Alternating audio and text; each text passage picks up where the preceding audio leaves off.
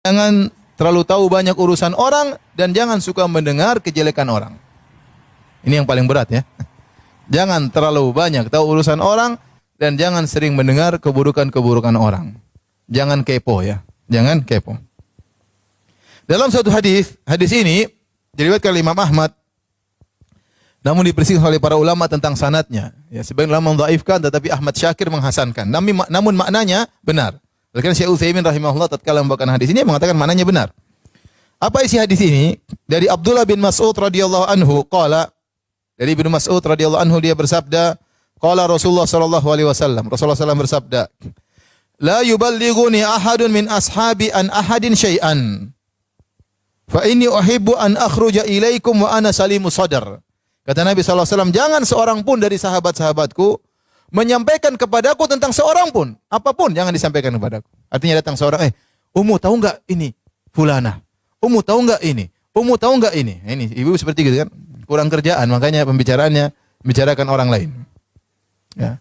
Kata Nabi, jangan seorang pun dari sahabatku datang kepadaku melaporkan tentang orang lain. Kenapa kata Nabi? Fa inni uhibbu an akhruja ilaikum wa ana salimus sadar. Aku ingin keluar melihat kalian dalam kondisi hatiku bersih. Beda kalau saya tahu si fulana gini, ini brengsek, ini begini. Ya, ini tukang ghibah, ini tukang namimah, ini kalau ke salon sampai 100 juta. Saya tahu semuanya. Begitu saya ketemu, saya punya pemetaan langsung, wah ini gini. Subhanallah. Hati saya kotor. Karena saya tahu kartu-kartu orang. Oh ini gini, ini sama suaminya begini, ini sama anaknya begini, ini sama ini ngontrak rumah nggak pernah bayar. Ini saya tahu repot. Ya. Akhirnya saya tahu banyak urusan orang, hati saya jadi kotor. Makanya kalau ada orang mau cerita, saya ini masalah jadi ustadz seperti. Jadi banyak orang kasih masalah sama saya. Sebenarnya saya tidak mau dengar, tapi bagaimana lagi? Ya. Kalau bisa saya tidak dengar, saya lebih senang. Tetapi terkadang ada masalah yang harus saya hadapi. Orang datang cerita masalahnya, ya sudah. Jadi saya tahu ternyata begini orang. Oh ternyata begini. Kelihatannya ternyata begini. Saya tahu banyak akhirnya. Padahal saya tidak ingin. Ya, saya tidak berlezat-lezat dengan mendengar keburukan orang. Tapi saya harus mendengar. Itu qadarullah. Itu sudah apa? Tugasnya apa? Ustadz. Tapi anti siapa? Anti memang ustadz. Hafal ad-duha saja belum hafal.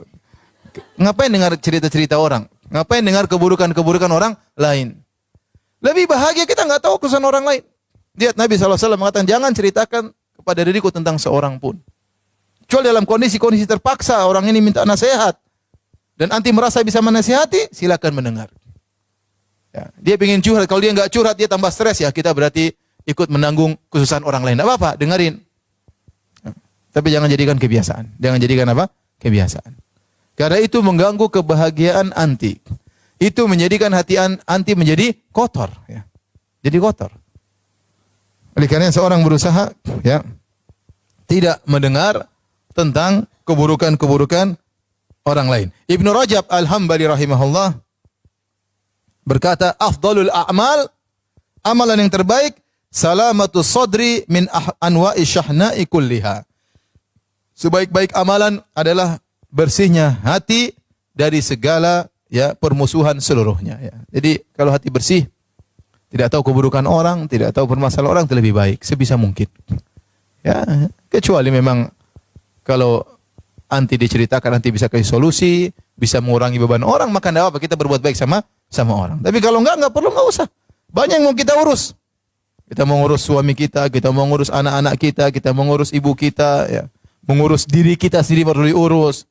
Ya, sudah ngaji lama, ilmu enggak bertambah-tambah, sudah lama ngaji, hafalan tidak bertambah-tambah, ya.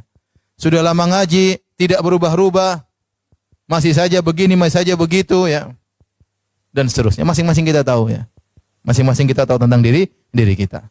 Maka di antara hal yang membantu seorang kiat yang ketiga, agar seorang ya tidak atau bersih hatinya, jangan suka mendengar urusan orang lain, apalagi mendengar keburukan orang lain. Kalau ada orang datang sama kita, ukhti, ada fulan, sudah jangan, saya nggak mau dengar. Ya, kamu kalau ada perlu nasihati dia aja langsung, saya nggak mau dengar.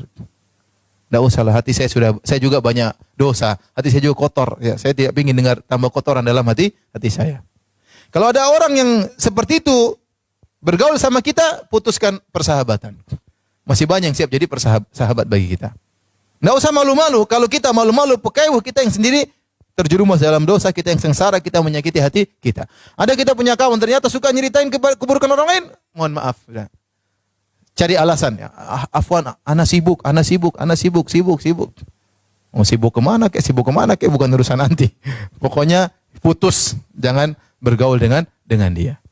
Karena kita tidak ingin ya hati kita kotor dengan cerita tentang keburukan-keburukan orang lain. Makanya di antara doa yang diajarkan dalam Al-Qur'an ya Allah Subhanahu wa taala walladzina ja'u min ba'dihim yaquluna rabbana ighfir lana wa li ikhwanina alladzina sabaquna bil iman wa la taj'al fi qulubina ghillan lil ladzina amanu. Ya Allah, ampunilah kami dan ampunilah orang-orang yang sebelum kami yang telah beriman sebelum kami. Wa la taj'al fi qulubina ghillan lil ladzina amanu. Ya Allah, janganlah kau jadikan dalam hati kami ghil itu kedongkolan, jengkelan sama orang lain kepada orang beriman yang lain. Kita ingin kita ketemu orang, kita senyum, bisa senyum sama dia, kita tidak tahu keburukan-keburukannya, ya lebih enak. Daripada kalau kita tahu, ketemu sudah tahu orang ini begini, enggak enak. Terkadang informasi yang masuk sama kita juga ternyata salah. Salah atau benar kita berusaha tidak mendengar. Maka saya ingatkan ibu-ibu yang dirahmati Allah Subhanahu wa taala, waktu kita terbatas, umur kita terbatas, jangan terlalu ikut medsos untuk mendengar keburukan-keburukan banyak orang. Ya. Jangan terlalu ikut medsos. Anti punya dunia sendiri. Ketemu ke teman-teman, kumpul ketemu makan-makan misalnya atau pengajian kayak atau jalan-jalan. Itu lebih baik daripada mendengar berita sana, berita sini, berita sana, berita sini yang menguras tenaga, menghabiskan energi dan mengotori hati kita semua.